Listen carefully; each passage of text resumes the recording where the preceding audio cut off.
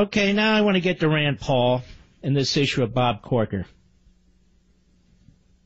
I'm very thankful Rand Paul wasn't nominated to be president of the United States, because when it comes to foreign policy, he is of the code pink variety. That's right. He's code pink. Let's take a listen to this. Let us go to cut 2, Mr. Producer. Go. You know, John Bolton's been stopped once before because he's an outlier. He doesn't fit within the mainstream of either parties. And really, you want your chief diplomat to be a diplomat, not a bomb thrower. So someone who's advocating war would probably be if we still had a secretary of war. You know, you're a pretty dumb guy, honestly. John Bolton's advocating war? Maybe you didn't hear the phrase that Reagan used to use, that your father used to denounce, Senator Paul, which is peace through strength. I know you would capitulate to Russia. I know you would capitulate to China. I know you would capitulate to every third world dictator.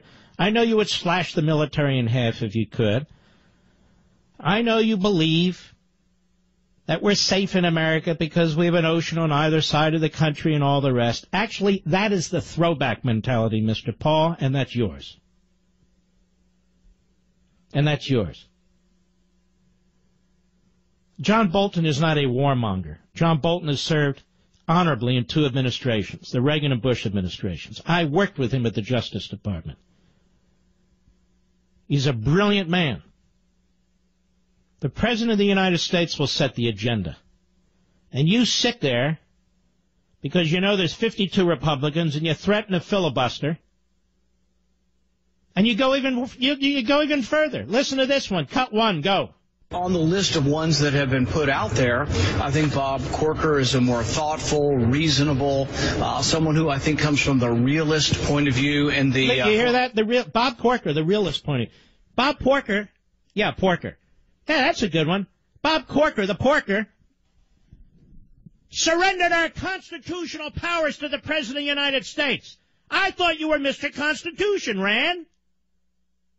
You want to debate on this? I'm happy to debate you, too. Now you're backing a senator who helped create a scenario in which the filibuster could be used to prevent opposition to Obama's Iran deal, when in fact it should have been submitted to the United States Senate as a treaty requiring 2/3 of the senators present.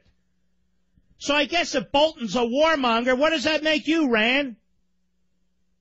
A man who hates the Constitution, I guess, despite you waving it around.